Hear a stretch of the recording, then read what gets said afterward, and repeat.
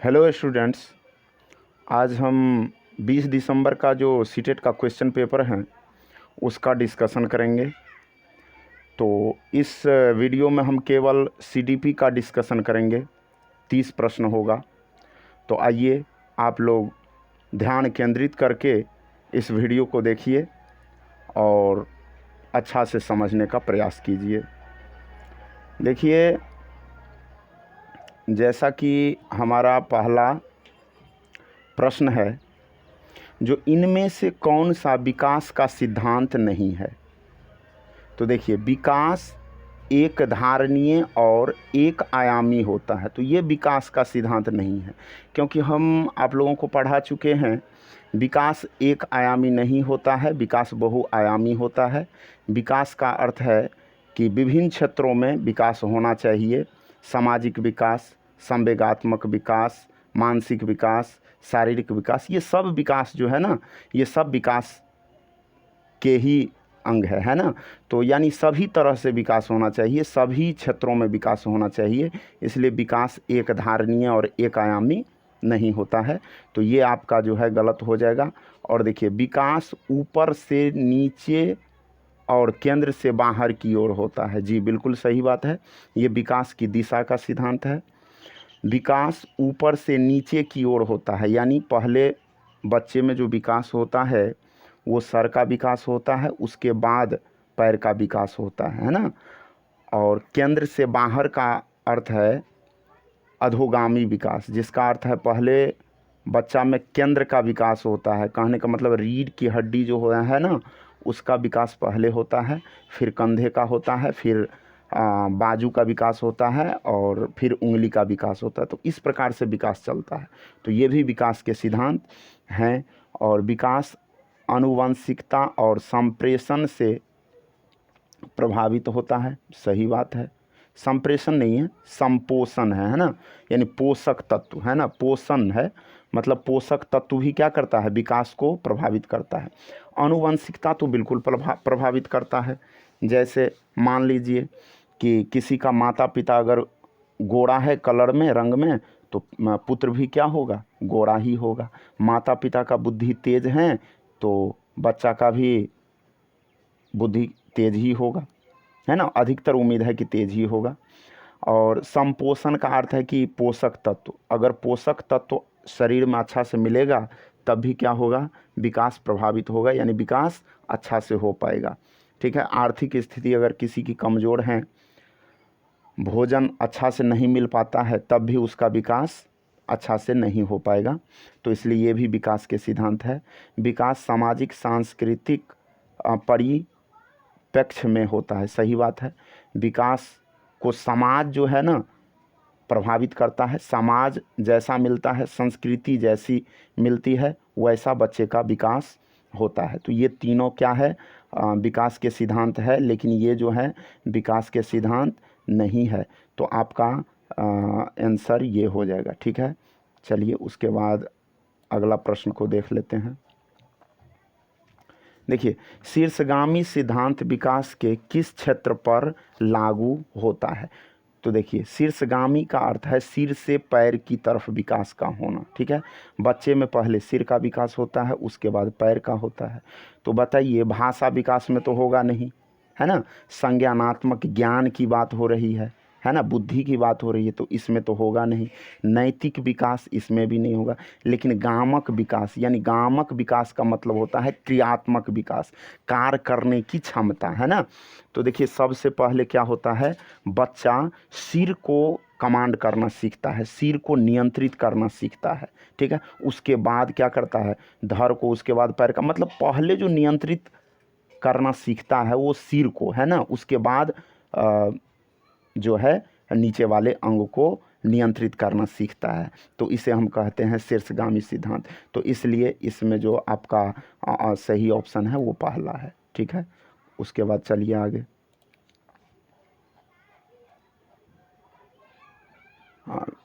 भाषा विकास के संदर्भ में संवेदनशील अवस्था कौन सी है। तो संवेदनशील अवस्था की बात करें तो प्रारंभिक अवस्था जो है वो आपका संवेदनशील अवस्था होता है, यानी 5 वर्ष तक की आयु को हम क्या कहते हैं, संवेदनशील अवस्था कहते हैं। क्योंकि बच्चे को जैसा संस्कार और जैसा वातावरण मिल पाएगा 5 वर्ष के अंदर में, बच्चा वैसा ही बन जाएगा, ठीक है। यानी सबसे प्रभावित जो प्रभाव जो डालता है बच्चे को समाज या उसका वातावरण, वो कब तक डालता है, 5 वर्ष तक। मतलब 5 वर्ष तक बच्चे की बुद्धि को आप जैसा चाहे उस प्रकार से आप उसको बदल सकते हैं, है ना। 5 वर्ष तक अगर बच्चे पर ध्यान दिया जाए, उसका बुद्धि अगर तेज हो गया तो अधिकतर उम्मीद है कि ये आगे भी जाकर उसका बुद्धि अच्छा रहेगा। तो जन्म से पूर्व ये भी गलत है, मध्य बचपन ये भी गलत है, और युवावस्था ये भी गलत है। तो प्रारंभिक अवस्था जो होता है ना, वो सबसे संवेदनशील अवस्था होता है। 5 वर्ष तक की आयु जो है वो सबसे संवेदनशील अवस्था है। ओके, उसके बाद चलिए अगला प्रश्न पर देखिए।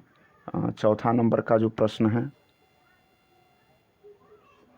चौथा नंबर का जो प्रश्न है वो देखिए। परिवार में आरंभ होने वाली वह प्रक्रिया जिसमें बच्चे अपनी व्यक्तिगत पहचान जानना शुरू करते हैं और भाषा भी सीखते हैं और आरंभिक संज्ञानात्मक कौशल विकसित करते हैं।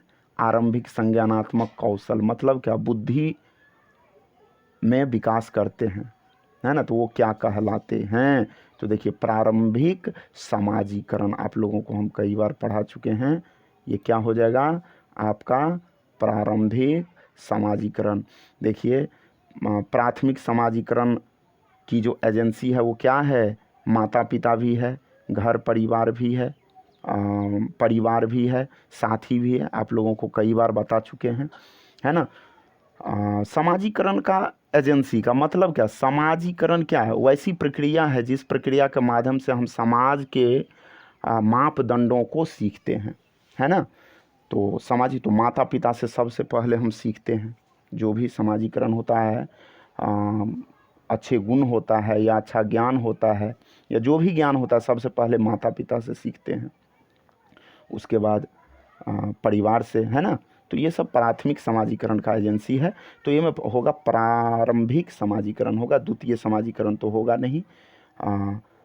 प्रछन्न अव्यक्रिय समाजीकरण ये भी नहीं होगा, है ना। इसका मतलब हुआ है कि छुपा हुआ समाजीकरण या अंदर जो अंतर्गत समाजीकरण ऐसा बोल सकते हैं, तो ये नहीं होगा। और सक्रिय समाजीकरण ये भी नहीं होगा। तो इसका सही ऑप्शन है ये। चलिए अगला देखते हैं। अब देखिए लॉरेंस कोहलबर के सिद्धांत के अनुसार किस चरण पर नैतिक चिंतन शुरुआती सामाजिक परिप्रेक्ष्य पर आधारित होता है। सामाजिक परिप्रेक्ष्य मतलब क्या, समाज के रूल रेगुलेशन को जानता है और उसी रूल रेगुलेशन के आधार पर बच्चा काम करता है। हम आप लोगों को कई बार बता चुके हैं कि पूर्व पारंपरिक चरण में जो है बच्चे समाज के रूल रेगुलेशन को नहीं जानता है। वो जो भी काम करता है लाभ हानि के आधार पर, मान लीजिए दंड तथा आज्ञा पालन अभिमुखता आप लोगों को पढ़ा चुके हैं। तो इसमें क्या होता है, बच्चा दंड के डर से काम करता है ना। मतलब क्या, स्कूल इसलिए जाएगा क्योंकि अगर स्कूल नहीं जाएंगे तो सर उसे क्या करेंगे, दंडित करेंगे। तो डर से गया ना, समाज के जो रूल रेगुलेशन है उसको नहीं समझा कि हमें जाना चाहिए, स्कूल जाएंगे इससे अच्छा ज्ञान होगा, ये नहीं समझता है। तो पूर्व पारंपरिक चरण जो है वो सामाजिक परिप्रेक्ष्य पर आधारित बिल्कुल नहीं होता है। तो पारंपरिक चरण बिल्कुल सही है ना। उत्तर पारंपरिक चरण में क्या होता है, बच्चा को अगर ऐसा लगता है कि समाज के रूल रेगुलेशन अगर गलत है तो उसको उस रूल रेगुलेशन को बच्चा नहीं मानता है और उसको तोड़ भी देता है ना। उत्तर पारंपरिक चरण में, है ना। तो इसलिए इसमें क्या हो जाएगा, पारंपरिक चरण हो जाएगा। इसमें जो है आपका ये जो है दूसरा ऑप्शन ये क्या हो जाएगा, बिल्कुल सही ऑप्शन है। ठीक है, चलिए उसके बाद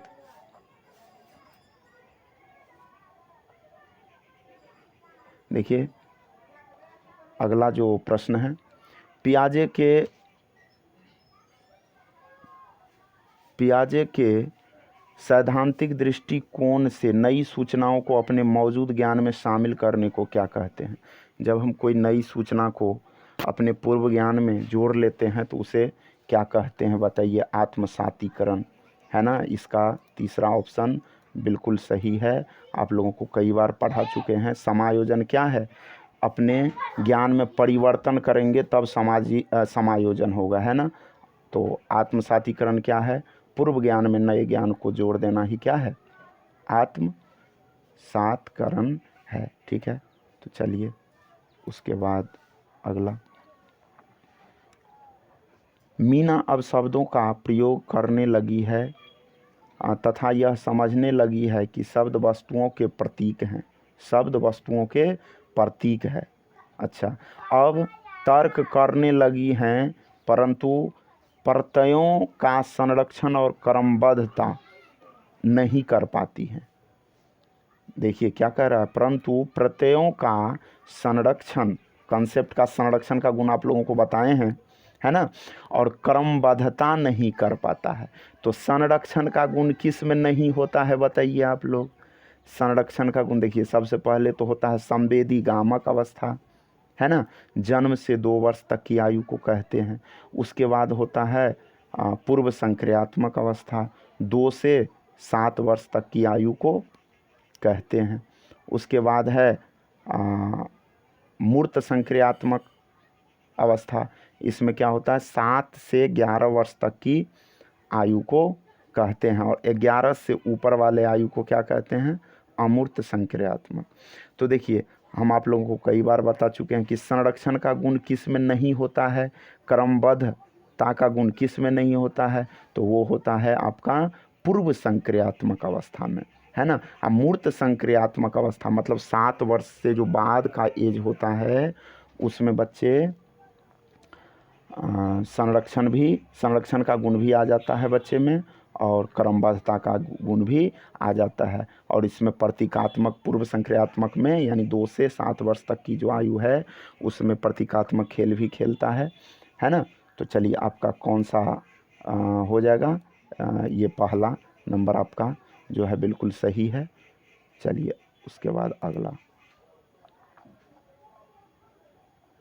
समीपस्थ विकास के क्षेत्र का संप्रत्यय किसने प्रतिपादित किया? तो देखिए ये लेव वैगोत्स्की, एक बार में उसको लगाइए, है ना।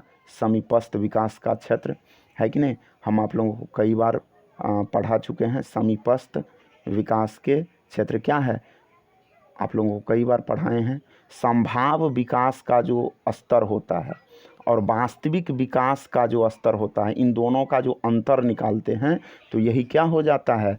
समीपस्थ विकास का क्षेत्र। और समीपस्थ विकास के क्षेत्र में जो हेल्प करते हैं, दूसरों के द्वारा हेल्प दिया जाता है, उसको पाठ ढांचा बोलते हैं, है ना, सहायता करना। तो इसलिए इसमें चौथा नंबर ऑप्शन बिल्कुल सही है। चलिए आगे, नवम देखिए, कौन सा कथन लेव वैगोत्स्की के मूल सिद्धांत को सही मायने में दर्शाता है? कौन सा कथन लेव वैगोत्स्की के मूल सिद्धांत को सही मायने में दर्शाता है? अधिगम एक अंतर्मन प्रक्रिया है, अधिगम एक सामाजिक प्रक्रिया है, अधिगम उत्पत्ति मूलक क्रमादेश हैं, अधिगम एक अक्रमबद्ध प्रक्रिया है जिसके 4 चरण। तो देखिए हम कई बार आप लोगों को बताए हैं कि वैगोत्स्की ने कौन सा सिद्धांत दिया था? सामाजिक सांस्कृतिक सिद्धांत। और वैगोत्स्की ने कहा कि बच्चे जो कुछ भी सीखते हैं समाज से अंतःक्रिया करके सीखते हैं, है कि नहीं, एक दूसरे से अंतःक्रिया करके सीखते हैं, इसलिए अधिगम एक सामाजिक क्रिया है। ये बिल्कुल ऑप्शन सही है। जब वैगोत्स्की वाला है तो देखने की ज़रूरत नहीं है, आप एकदम निश्चित रूप से अधिगम एक सामाजिक प्रक्रिया है कि नहीं। तो देखिए लेव वैगोत्स्की वाला आएगा तो अधिकतर उम्मीद होता है कि सामाजिक सांस्कृतिक वाला जो ऑप्शन होता है वो आपका सही हो जाता है। चलिए आगे, 10वां, एक प्रगतिशील कक्षा में कौन सा विकल्प सार्थक शिक्षण को बढ़ावा देने के लिए व्यक्तिगत अधिगम विधि का उदाहरण है? सार्थक शिक्षण मतलब वैसा शिक्षा देना जिससे कुछ ज्ञान हासिल हो, कुछ उपलब्धि प्राप्त हो, तब उसको बोलेंगे सार्थक शिक्षण। शिक्षा देंगे लेकिन कुछ उपलब्धि प्राप्त नहीं हुआ तो ये सार्थक शिक्षण नहीं कहलाएगा, है ना। तो व्यक्तिगत अधिगम विधि, अधिगम मतलब होता है सीखना, का उदाहरण है। देखिए, निरंतर व्यक्तिगत प्रतियोगिताओं का आयोजन करना। देखिए, प्रतियोगिता वाला हमेशा गलत होता है। कंपटीशन बच्चे से कभी नहीं करवाना है। कंपटीशन करवाने से क्या होगा, कंपटीशन करवाने से डर भी बच्चे में उत्पन्न हो जाएगा और जो बच्चे अच्छा नंबर नहीं ला पाएंगे उसमें हीन भावना उत्पन्न हो जाता है। इसलिए प्रतियोगिता वाला जो ऑप्शन है हमेशा गलत होता है। मौखिक दंड का प्रयोग, दंड का प्रयोग कभी नहीं करते हैं, ये गलत है। और एक रूपी मानकीकृत पाठ्यचर्या, नहीं, ये भी बिल्कुल गलत है। मानकीकृत मतलब स्टैंडर्ड चीज़ का आप यूज़ कर रहे हैं, बार बार एक ही चीज़ का फिक्स कर दिए हैं, तो ये बिल्कुल गलत है। केवल अधिगम का मूल्यांकन, देखिए अधिगम का मूल्यांकन कब होता है, वर्ष के अंत में होता है। के स्थान पर अधिगम के लिए मूल्यांकन मतलब क्या, रचनात्मक मूल्यांकन पढ़ाई के दौरान, मतलब आप केवल एक बार मूल्यांकन करते हैं वर्ष के अंत में। इससे अच्छा होगा कि आप अधिगम के लिए मूल्यांकन पर भी ज़्यादा बल दें। मतलब क्या, पढ़ाते हैं कुछ और उसी दौरान आप पूछते हैं, तो ये जो मूल्यांकन है बहुत काम करता है, बहुत सार्थक होता है ना। तो ज़्यादा बल इस पर देना है। ऐसा नहीं कि अधिगम का मूल्यांकन करना ही नहीं है, यानी वर्ष के अंत में जो मूल्यांकन होता है उसको करना ही नहीं है, ये बात बिल्कुल गलत हो जाएगा। करना है लेकिन अधिगम के मूल्यांकन पर बल देना ये बिल्कुल सही है। अब यहाँ देखिए केवल है ना, केवल आप इस पर बल दे रहे हैं, मतलब अधिगम का मूल्यांकन केवल वर्ष के अंत में जो मूल्यांकन होता है उस पर आप बल देते हैं, तो ये बिल्कुल गलत है। लेकिन अगर अधिगम के लिए मूल्यांकन मतलब क्या, रचनात्मक मूल्यांकन पढ़ाई के दौरान, उस पर भी बल देते हैं तो ये अच्छी बात है। इसलिए हमारा ऑप्शन जो है ये चौथा ऑप्शन बिल्कुल राइट है। चलिए आगे 11 नंबर जो है, निम्नलिखित में से कौन सा विकास सिद्धांत इस बात का समर्थन करता है कि बच्चे में संज्ञानात्मक विकास सांकेतिक भाषा विकास का पूर्वगामी है। देखिए आ गया है, संज्ञानात्मक विकास यानी बुद्धि का विकास जो है ना, यानी सोचने की जो क्षमता है वो भाषा विकास का पूर्वगामी है। मतलब क्या, भाषा सीखने से पहले आ जाता है, यानी पहले संज्ञानात्मक विकास होगा और फिर भाषा विकास होगा। ये किसने कहा, निश्चित रूप से पियाजे का संज्ञानात्मक विकास सिद्धांत होगा। क्या होगा, ये होगा। आप लोगों को बताए हैं कि पियाजे जी ने क्या बताया कि पहले विचार आता है, पहले विचार आता है, यानी पहले बुद्धि आएगा, संज्ञानात्मक विकास आएगा, उसके बाद क्या आएगा, भाषा आएगा। लेकिन वाइगोत्स्की महोदय ने क्या बताया कि पहले भाषा आता है फिर संज्ञानात्मक विकास यानी बुद्धि का विकास। इसलिए आपका पहला ऑप्शन जो है बिल्कुल राइट है। ठीक है, चलिए आगे।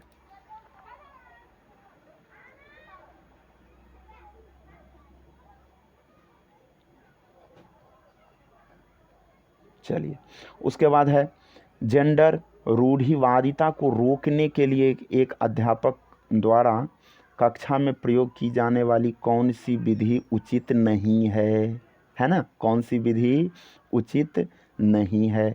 जेंडर पक्षपात को चुनौती देना, कोई जेंडर पक्षपात कर रहा है, मतलब लड़की को मान लीजिए कि उसको ज़्यादा अवसर नहीं दे रहा है और लड़का को ज़्यादा अवसर दे रहा है, तो उस व्यक्ति को आप चुनौती दे रहे हैं कि नहीं ये बात गलत है, ऐसा नहीं होना चाहिए, है ना। तो ये बात सही है। कक्षा में बालक बालिकाओं को अलग अलग बैठाने की व्यवस्था करना ये बिल्कुल गलत है। और जेंडर भेदभाव पर चर्चा करना ही है, जेंडर भेदभाव पर चर्चा करेंगे तो अच्छा होगा। जेंडर रूढ़िवादिता जो है उसके बारे में बच्चे जान जाएंगे। ऐसे उदाहरणों का प्रयोग करना जिसमें लड़के और लड़कियां गैर परंपरावादी भूमिका में दिखाई दे। मतलब क्या कह रहा है, लड़के और लड़कियां, मतलब लड़कियां का जो काम है वो जो पहले से चला आ रहा है ना, अगर उसी काम को अगर आप बार बार करवा रहे हैं तो ये गैर परंपरावादी भूमिका में नहीं दिख पाएगा। मतलब क्या, परंपरावादी भूमिका में तब ये रहेगा, है ना। जैसे मान लीजिए कि अगर लड़की है, लड़की को आप नहीं जाने देते हैं बाहर पढ़ने के लिए, है ना, तो ये आपका जो सोच है वो परंपरावादी है। गैर परंपरावादी सोच कब बनेगा, जब आप लड़की को भी अवसर देंगे लड़के की तरह, है ना, तब उसको कहते हैं गैर परंपरावादी सोच भी कह सकते हैं। और इसमें क्या होगा, लड़कियां गैर परंपरावादी भूमिका में दिखाई दे, तो ये बिल्कुल सही है। मतलब गैर परंपरावादी भूमिका में दिखाई देना है। और जेंडर भेदभाव पर भी चर्चा करना है, तो ये आपका बिल्कुल गलत है। अलग अलग बैठाने वाला जो है ना, हमेशा गलत होता है, तो ये आपका गलत हो जाएगा, है ना, क्योंकि ये जो था निगेटिव था, उचित नहीं है, निगेटिव था, इसलिए ये ऑप्शन हुआ। चलिए उसके बाद आ जाइए आप 13 नंबर। उसके बाद 13 नंबर कह रहा कि पारो अपने पिता की बढ़ई की दुकान में उनकी सहायता करती है। बढ़ई की दुकान में सहायता करती है, जहाँ पर वह लड़की के ब्लॉक को अपने पिता द्वारा सिखाई गई विधि से सफलतापूर्वक मापती है। जी, लकड़ी के जो ब्लॉक हैं, पिता जो बताए हैं उससे वह नाप रही है। तो ये भी नापना भी एक मैथ का काम है, गणित का काम है। उसे हाल में EWS स्कीम के अंतर्गत एक पब्लिक विद्यालय में प्रवेश मिला है, जहां पर वह शैक्षिक अपेक्षाओं, खासकर गणित की का सामना करने में असमर्थ है। इस स्थिति में अध्यापक को क्या करना चाहिए, बताइए। देखिए, गणित को समझने में थोड़ा जो है ना, उसको प्रॉब्लम हो रहा है ना, तो और लेकिन ये जो दुकान में काम करती है, थोड़ा मैथमेटिक्स वाला काम कर रही है, क्योंकि नापने का काम भी मैथमेटिक्स वाला है। ओके, तो अब देखिए, पारों को कहना चाहिए कि उसे पढ़ने की क्षमता नहीं, पढ़ने की क्षमता नहीं है, ये किसी भी विद्यार्थी को आप नहीं बोलिए। ऐसा जो ऑप्शन होता है हमेशा गलत होता है, ठीक है। चलिए उसके बाद पारों को परीक्षा देनी चाहिए और दोहराव व वेधन को बढ़ावा देना चाहिए। देखिए, बार बार आप प्रैक्टिस करवा रहे हैं, रिपीट करवा रहे हैं, दोहराव मतलब रिपीट करवा रहे हैं, वेधन मतलब प्रैक्टिस करवा रहे हैं, तो ये हमेशा गलत होता है। पाठ्यक्रम और अध्ययन सामग्री को पारों के लिए प्रासंगिक बनाना चाहिए। जी, प्रासंगिक का मतलब क्या, प्रसंग के द्वारा सिखाना या किसी चीज़ से जोड़ कर सिखाना, या बाहरी दुनिया से या दैनिक जीवन से उसको जोड़ करके किसी चीज़ को पढ़ाते हैं ना, तो तब ये उसको बोलते हैं कि ये प्रासंगिक बन गया है। पारों द्वारा विद्यालय के बाहर सीखे गए गणितीय अनुभवों का समावेशन करना चाहिए। बिल्कुल, बाहर में क्या काम किया था मैथ वाला, वो नापने का काम किया था।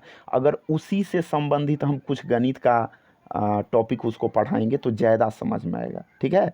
तो ये बिल्कुल सही है। और देखिए कितना पॉजिटिव ऑप्शन है, विद्यालय के बाहर सीखे गए गणितीय अनुभवों का समावेशन करना चाहिए, तो बिल्कुल सही है।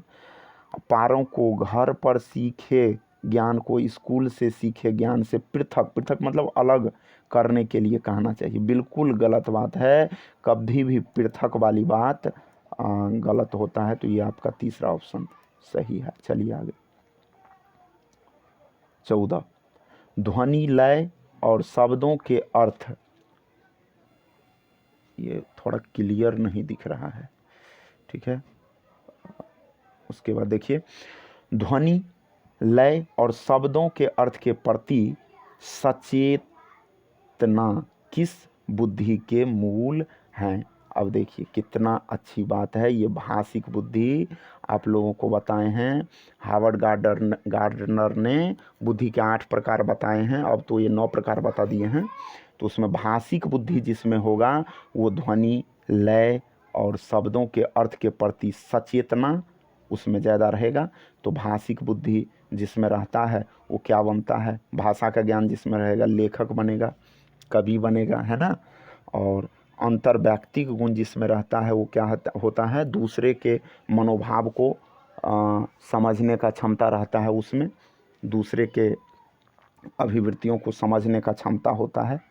और अंतरा व्यक्ति गुण अपने के बारे में समझना है, अपने बारे में समझना, अंतरा व्यक्तिक गुण और अंतर व्यक्ति गुण दूसरों के बारे में, ठीक है।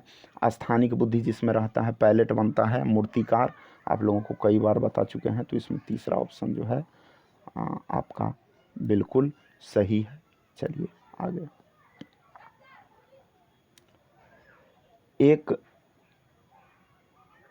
एक सामाजिक संरचना कक्षा में कौन सी आकलन विधि अधिक उपयुक्त रहेगी?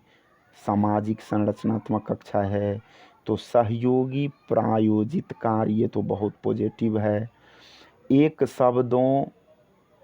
शब्दोत्तर वाले वस्तुपरक शब्द बिल्कुल गलत है। एक शब्द का यूँ, यहाँ सामाजिक संरचना है, समाज से अंतःक्रिया करके सीखना है, आप एक शब्द का प्रयोग कर रहे हैं, बिल्कुल गलत। मानक परीक्षण हमेशा गलत ही होता है। और मात्र स्मरण पर आधारित, स्मरण का मतलब क्या होता है? याद करना, तो ये भी आपका गलत है, ये भी आपका गलत है, और ये भी आपका गलत हो गया। और ये आपका बिल्कुल सहयोगी प्रायोजित कार्य जो है, सहयोग करना, एक दूसरे को सहयोग करना, बिल्कुल सही ऑप्शन है और यही होगा इसका, ठीक है। चलिए आगे बढ़ते हैं।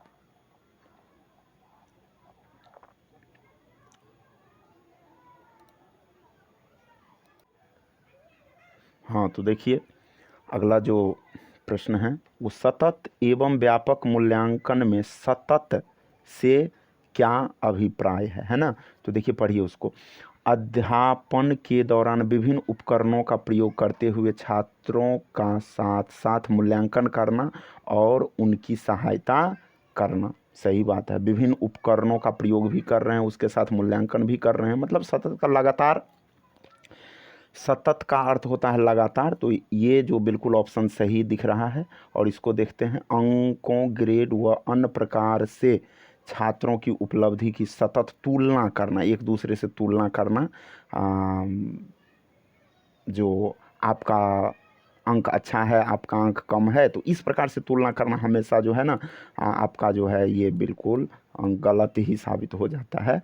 और उसके बाद निश्चित अंतराल पर पूरे शैक्षणिक वर्ष में औपचारिक पेपर पेंसिल परीक्षा, देखिए पेपर पेंसिल वाला भी हमेशा गलत ही होता है।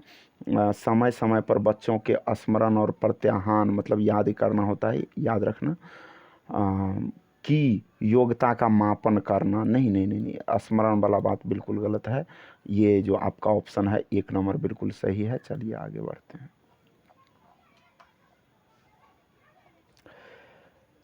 शिक्षार्थियों को किस प्रकार के लक्ष्य निर्धारित करने के लिए प्रोत्साहित किया जाना चाहिए? तो देखिए, तो इसको हम प्रवीणता अभिमुखी लक्ष्य, तो ये तो सही लग रहा है। असफलता से बचने वाले लक्ष्य नहीं, हम इसलिए नहीं पढ़ते हैं कि हम असफलता से बच जाएंगे। सीटेट की पढ़ाई इसलिए नहीं करते हैं कि हम फेल नहीं होंगे, नहीं। प्रवीणता अभिमुखी लक्ष्य जो होता है, मतलब किसी काम को आप ज़्यादा करते हैं या उस चीज़ को ज़्यादा दोहराते हैं तो उसमें आप प्रवीणता हासिल कर लेते हैं। तो ये बात तो बिल्कुल, देखिए यहाँ पर क्या लिखा हुआ है, असफलता स्वीकार लक्ष्य, मतलब असफलता को स्वीकार करने वाला लक्ष्य जो हम, चलिए असफल हो गए हैं, ठीक है कोई बात नहीं, असफल हो गए हैं, नहीं, ये बात बिल्कुल गलत है। और आत्म पराजित लक्ष्य, नहीं, ये बात भी बिल्कुल गलत है। प्रवीणता अभिमुखी लक्ष्य, ये जो आपका ऑप्शन है ये बिल्कुल सही ऑप्शन है। चलिए आगे। इसमें बताया गया है निम्नलिखित में से कौन सा समावेश का नियम है? समावेश का नियम है। तो देखिए, मानकीकृत अनुदेश, बिल्कुल नहीं, मानकीकृत स्टैंडर्ड चीज़ का यूज़ कभी नहीं करना है, ये बिल्कुल आपका जो है गलत हो जाएगा। तो ये भी आपका गलत हो गया।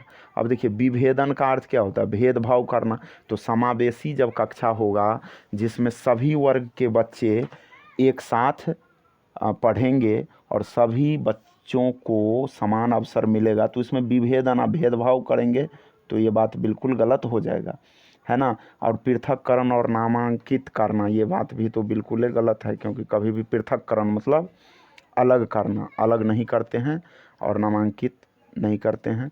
व्यक्तिगत विभिन्नताओं को स्वीकार करना, जी जब समावेशी कक्षा है तो विभिन्न तरह से विभिन्न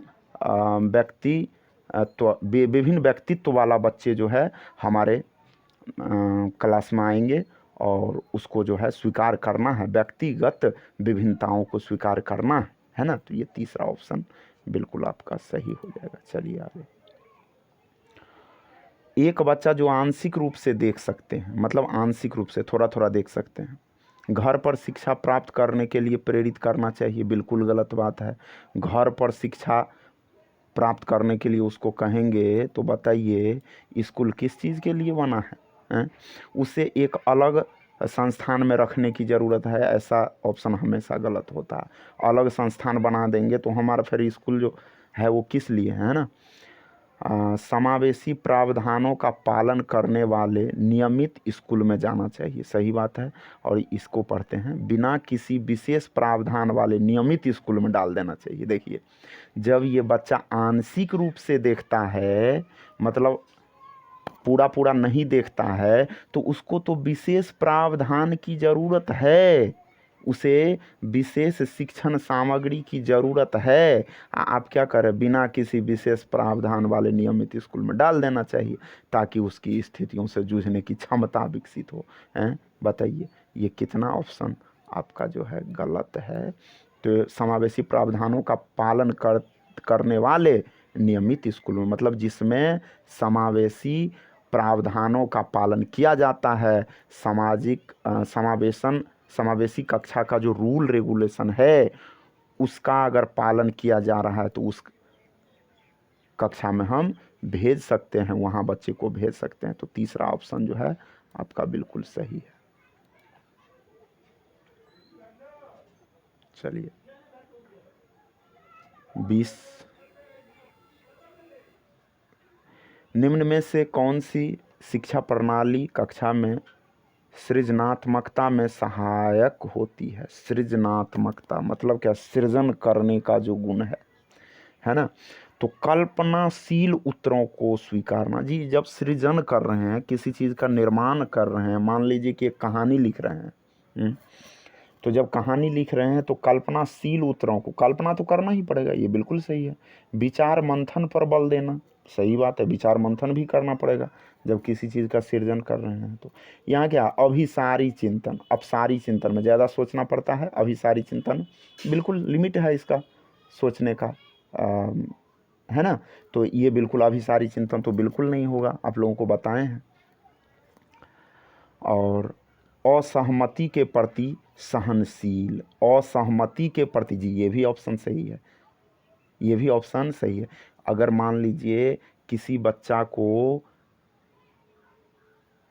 कुछ टॉपिक समझ में नहीं आता है और आपको अगर बोलते हैं बच्चा कि हमें ये समझ में नहीं आया, तो क्या करेंगे, उसको फिर से समझाएंगे, है ना। या कोई बच्चा किसी चीज़ को अगर कोई चीज़ बच्चा को पसंद नहीं है ना, कोई चीज़ बच्चा को पसंद नहीं है, तो उस स्थिति में हम उसको ज़बरदस्ती नहीं ना कह सकते हैं कि ये चीज़ तुम पसंद कर लो, है ना। तो असहमति के प्रति सहनशीलता बिल्कुल ये सही बात है। और अभिसारी चिंतन ये बिल्कुल गलत है। तो इसमें क्या हो जाएगा, पहला, दूसरा और चौथा, यानी ये जो है आपका चौथा ऑप्शन बिल्कुल सही है। ओके चलिए 21 नंबर, एक स्वैर चिंतन आत्मविमोह वाले छात्र जो आयोजित सन की सामूहिक क्रियाकलापों को करने में कठिनाई का सामना कर रहा है। आत्मविमोह का मतलब क्या, अपने आप में डूबे रहना, समाज से ज़्यादा अंतःक्रिया नहीं करना, लोगों से ज़्यादा मिलना जुलना उसको अच्छा नहीं लगता है ना, तब आत्मविमोह उसको बोलते हैं। तो क्या कह रहा है, आत्मविमोह वाले छात्र जो आयोजित सन की सामूहिक क्रियाकलापों को करने में कठिनाई का सामना कर रहा है की सहायता करने के लिए निम्नलिखित में से कौन सी विधि समावेशी दृष्टिकोण के अनुरूप नहीं है? समावेशी कक्षा क्या है, जिसमें सभी वर्गों के बच्चे को समान रूप से अवसर दिया जाता है। तो पढ़िए उसको। सामूहिक कार्य के दौरान उपयुक्त प्रत्यक्ष और लिखित सामग्री देना बिल्कुल गलत है। लिखित सामग्री कभी दे देंगे तो इससे काम हमारा नहीं बनेगा। बच्चों को कम शोर वाले विश्रांत वातावरण में, जी जहाँ पर शांत वातावरण है, जब आत्मविमोह का उसको प्रॉब्लम है तो शांत वातावरण में जाएगा ना तो ज़्यादा हेल्पफुल होगा शांत वातावरण। और युग्मों में कार्य करना मतलब क्या, जोड़ा में कार्य करना, उसके साथ भी कार्य करने के लिए एक और व्यक्ति है ना। तो अगर ये युग्म में कार्य करता है और शांत वातावरण में तो ये तो बिल्कुल सही ऑप्शन है ना। बच्चों की विशिष्ट स्कूल में भेजना बिल्कुल गलत। विशिष्ट स्कूल में कैसे भेजेंगे, तो हमारा स्कूल किस लिए है। समान कक्षा में प्रतिकारी ट्यूटर की मदद लेना। प्रतिकारी ट्यूटर मतलब जो इसका उपचार कर सके उस शिक्षक, ट्यूटर मीन्स शिक्षक की मदद लेना। नहीं नहीं नहीं नहीं, ये बात भी बिल्कुल गलत है। तो क्या होगा, बच्चों को कम शोर वाले विश्रांत वातावरण में युग्मों में कार्य करने की अनुमति देना, बिल्कुल सही बात है। ये 22 नंबर देखिए, ये क्वेश्चन कुछ साफ नहीं होता है। अच्छा चलिए, एक प्राथमिक कक्षा में शिक्षक को छात्रों को प्रश्न पूछने के लिए क्या करना चाहिए, प्रोत्साहित करना चाहिए, बिल्कुल सही बात है। प्रोत्साहित तो करना ही है ना। और के लिए हतोत्साहित करना, नहीं नहीं नहीं, हतोत्साहित कभी नहीं करेंगे, ये बिल्कुल गलत है। कि कभी भी अनुमति नहीं देना चाहिए, नहीं नहीं नहीं नहीं, बिल्कुल नहीं। प्रश्न पूछने के लिए उसको प्रोत्साहित करेंगे, सजा तो कभी देना ही नहीं है। तो ये तीनों ऑप्शन आपका गलत हो गया और ये ऑप्शन आपका बिल्कुल सही है। प्रोत्साहित करना है, मोटिवेट करना है बच्चे को। चलिए अब देखिए, विद्यालयों को छात्रों में पाठ्य पुस्तकों को याद करके पुनः उगल देने की योग्यता के स्थान पर, है ना, उनमें अपनी आवाज़ उठाने, जिज्ञासा शांत करने, क्रियाशील होने, है ना, प्रश्न पूछने के बाद विवाद करने, प्रश्न पूछने के बाद विवाद करने, वाद विवाद प्रश्न पूछने के लिए समूह में कार्य करने की योग्यता विकसित करनी चाहिए। जी बिल्कुल सही बात है, बिल्कुल ये ऑप्शन जो है सही है। मतलब पुस्तक को याद किया और फिर भूल गए, उगल देने का मतलब याद किया फिर भूल गए, है ना। तो इससे अच्छा होगा कि जिज्ञासा शांत करने वाले, क्रियाशील होने, मतलब जिज्ञासा शांत। अगर हम किसी प्रश्न पूछेगा हम बता देंगे तो उसका जिज्ञासा क्या हो जाएगा, शांत हो जाएगा। जिज्ञासा मतलब जानने की इच्छा, शांत हो जाएगा, है ना। तो ये बिल्कुल ऑप्शन सही है। और क्या कह रहा है, अधिगम का स्वरूप क्रियाशील एवं सामाजिक है, बिल्कुल सही बात है। अधिगम का स्वरूप क्रियाशील मतलब क्रियाशील रह के जो है ना, जब हम सीखते हैं तो ये ज़्यादा जो है प्रभावपूर्ण होता है। तो क्रियाशील भी है और सामाजिक भी, समाज से भी सीखते हैं। तो यहाँ पर जब प्रश्न करेंगे वाद विवाद करेंगे तो एक दूसरे से करेंगे, और जब एक दूसरे से करेंगे तो यही तो हमारा समाज है ना। तो इसलिए यहाँ पर दोनों ऑप्शन सही है। तो ए और आर दोनों सही है और आर सही व्याख्या करता है ए का। यहाँ बी जो है ना, यहाँ होना चाहिए, यहाँ जो है ना आर, यहाँ बी होना चाहिए, तो ऐसे मिस प्रिंट हो गया है। तो आपका ये पहला ऑप्शन जो है बिल्कुल राइट है। चलिए आगे।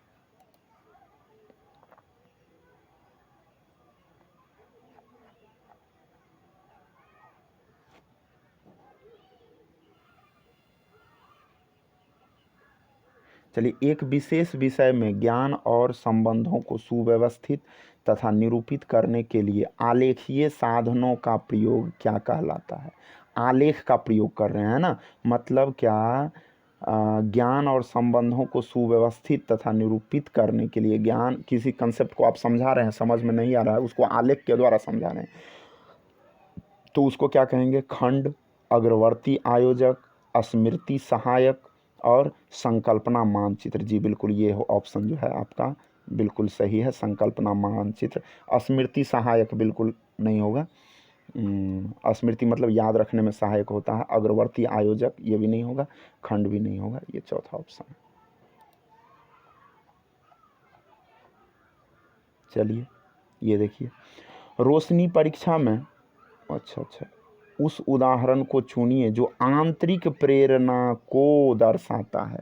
अब प्रेरणा है ना, आंतरिक प्रेरणा को, आंतरिक अंदर से जब आदमी प्रेरित होता है ना, तब किसी काम को बहुत अच्छा से करता है और किसी काम को करने में भी बहुत अच्छा लगता है ना। तो जब अंदर से प्रेरित होता है तो वो किसी चॉकलेट के लिए या किसी पुरस्कार पाने के लिए, है ना, ऐसा काम बिल्कुल नहीं करता है। देखिए पढ़िए उसको। रोशनी परीक्षा में अच्छे अंक के लिए परिश्रम कर रही है ना, क्योंकि उसके माता पिता ने उसे 90% से ऊपर लाने पर घड़ी दिलाने की वादा किया। माता पिता ने कहा कि नहीं, आप जो 90% से ज़्यादा ला लेंगे तो घड़ी दे देंगे। तो ये तो बिल्कुल बाहरी प्रेरणा हो गया ना, आंतरिक प्रेरणा नहीं हुआ। ये बिल्कुल आपका जो है, ये ऑप्शन जो है आपका बिल्कुल क्या है बताइए, गलत है। ओके। रूमी अपना गृह कार्य पूरा कर रहा है क्योंकि उसके माता पिता फिर उसे टीवी देखने देंगे, फिर वही बाहरी प्रेरणा हो गया। रोमा बहुत सी पुस्तकें पढ़ रही है क्योंकि रीडिंग स्टार बोर्ड पर अपना नाम ऊपर लाकर वह अध्यापिका की प्रशंसा पानी, देखिए प्रशंसा पाना फिर वही बाहरी प्रेरणा हो गया, है ना। अपनी परियोजना कार्य के लिए रवि विभिन्न स्रोत तलाश कर रहा है क्योंकि नई जानकारी लेने में रुचि रखता है। जय हो, ये जो है ना ऑप्शन आपका बिल्कुल सही है।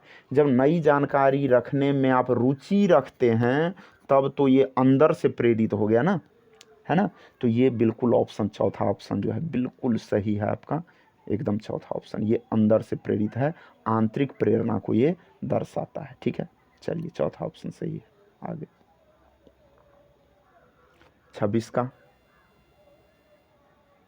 देखिए, इनमें से कौन सी नीति छात्रों को चिंता का सामना करने में सहायता नहीं देती है? चिंता का सामना करने में सहायता नहीं देती है। तो देखिए, छात्रों को अधिगम की प्रभावकारी और अर्थपूर्ण विधियां सीखना। देखिए, जब अधिगम का मतलब होता है सीखना, उसकी जो हम विधियां सीख रहे हैं तो इसमें तो चिंता का सामना करना पड़ेगा, मतलब चिंता करना पड़ेगा, सोचना पड़ेगा, मन में थॉट तो लाना पड़ेगा, है ना। तो ये बिल्कुल ऑप्शन सही है, निगेटिव वाला चुनना है। छात्रों को लघु अवधि के यथार्थवादी लक्ष्य निर्धारित करने में सहायता करना। लक्ष्य निर्धारित कर रहे हैं लघु अवधि के, तो ये भी आपका सही लग रहा है। पहले आगे पढ़ते हैं। छात्रों को अपनी चिंता की अनुभूति का स्रोत पहचानने में मदद करना। अपनी चिंता की अनुभूति का स्रोत पहचानने में मदद, इसमें भी सोचना पड़ेगा। कक्षा में छात्रों के प्रदर्शन की एक दूसरे से तुलना करना। देखिए, तुलना करना वाला हमेशा गलत होता है, आप लोगों को मैं बता दिया हूँ। प्रदर्शन जो किया बच्चा, उसका तुलना कर रहे हैं कि नहीं आप अच्छा प्रदर्शन किया और ये अच्छा प्रदर्शन नहीं किए, तो ये बिल्कुल आपका जो है गलत है। और ये तीनों बिल्कुल सही है। लक्ष्य निर्धारित करना, अर्थपूर्ण विधियाँ सीखना, स्रोत पहचानने में मदद करना, इसमें तीनों में जो है चिंता का सामना करने में सहायक है, और ये चिंता का सामना करने में सहायक नहीं है। आपका यही चौथा ऑप्शन बिल्कुल सही हो जाएगा। चलिए आगे 27। रचिता एक गणित अध्यापिका है ना, और अपने छात्रों की भाषा कथन वाले प्रश्नों में सही प्रक्रिया पहचानने में त्रुटियों का विश्लेषण कर रही है। मतलब जो गलती किया उसका विश्लेषण कर रही है। इसके पीछे उसका क्या उद्देश्य है? अधिक त्रुटियों वाले छात्रों का कम त्रुटि वाले छात्रों से पृथक करना। देखिए, पृथक करने वाली बात जो है, मतलब अलग करने वाली बात, ये हमेशा गलत होता है। अधिक त्रुटियों वाले छात्रों को दंड स्वरूप अधिक प्रश्न देना। अधिक प्रश्न देना, दंड के रूप में अधिक प्रश्न देंगे। जो त्रुटि किया तो उसको पनिशमेंट के लिए अधिक प्रश्न डाल देंगे, बोझ नहीं नहीं नहीं नहीं, तब बच्चा नहीं पढ़ पाएगा। त्रुटि सुधार के लिए अभ्यास वाले अधिक प्रश्न देंगे, अभ्यास वाले दे देंगे खूब प्रश्न, तो ये भी बिल्कुल गलत होता है। और त्रुटियों को समझना, क्योंकि वे छात्रों के चिंतन को समझने में जी जी जी, अगर त्रुटि स्टूडेंट करता है तो उससे टीचर को ये पता चलता है कि बच्चे जो सोचने में कहाँ गलती करते हैं, है ना, गलती करते हैं बच्चा, तो इससे पता चलता है टीचर को जो बच्चा जो है ना सोचने में कहाँ गलती करते हैं या क्या कौन सा कंसेप्ट उसको क्लियर नहीं है।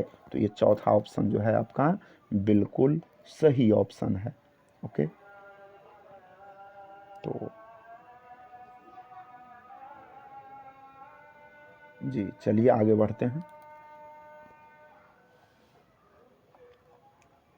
राष्ट्रीय शिक्षा नीति 2020 किस पर बल देती है? तो राष्ट्रीय शिक्षा नीति 2020 किस पर बल देती है? परीक्षा के लिए पढ़ना, हम परीक्षा के लिए पढ़ रहे हैं? नहीं, बिल्कुल ये गलत बात है। स्मरण आधारित शिक्षा, याद करने पर आधारित शिक्षा, बिल्कुल गलत बात है। वेधन और अभ्यास, नहीं नहीं नहीं नहीं, बिल्कुल गलत, ये तो हमेशा गलत होता है। वेधन और अभ्यास कभी भी नहीं करवाना है। असंप्रत्ययी समझ, जी कंसेप्ट को अगर आप समझ जाते हैं ना तो ये आपका बहुत पॉजिटिव चीज़ है। तो राष्ट्रीय शिक्षा नीति कह रहा है कि आप कंसेप्ट को समझ के पढ़िए, है ना, रट के नहीं पढ़िए, बार बार अभ्यास नहीं कीजिए, परीक्षा के लिए केवल नहीं पढ़िए, है ना, कंसेप्ट को समझिए। ठीक है, चलिए आगे। 29 नंबर, बच्चे किस शिक्षा शास्त्र द्वारा सबसे अधिक अर्थपूर्ण अधिगम करते हैं? अर्थपूर्ण अधिगम का मतलब क्या? सीखे हैं और सीख करके कुछ उपलब्धि प्राप्त नहीं किए हैं, तो ये अर्थपूर्ण हुआ? नहीं हुआ, है ना। सीखेंगे, कुछ उपलब्धि प्राप्त करेंगे तब तो ये अर्थपूर्ण होगा, है कि नहीं। व्याख्यान और प्रत्यक्ष अनुदेश द्वारा, देखिए व्याख्या करना, अनुदेश देना, ये हमेशा आपका गलत होता है। पुनरावृत्ति कर रहे हैं, यंत्रवत अभ्यास कर रहे हैं, तो पुनरावृत्ति एक ही चीज़ को आप बार बार दोहरा रहे हैं, नहीं नहीं नहीं, गलत बात हो जाएगा। जब वे कार्यों और क्रियाकलापों, क्रियाशीलता से भाग लेते हैं, जी बिल्कुल सही बात है। देखिए जब आप कोई काम करते हैं, क्रियाशील होके करते हैं, स्वयं करके सीखते हैं, है ना, तब ये जो है बिल्कुल सही ऑप्शन होता है। जब किसी काम को करके सीखते हैं ना तो बिल्कुल ये पॉजिटिव होता है। कार्य को पूर्ण करने में विभिन्न चरणों पर उपयुक्त इनाम दिए जाते, इनाम बिल्कुल गलत है। चलिए आगे।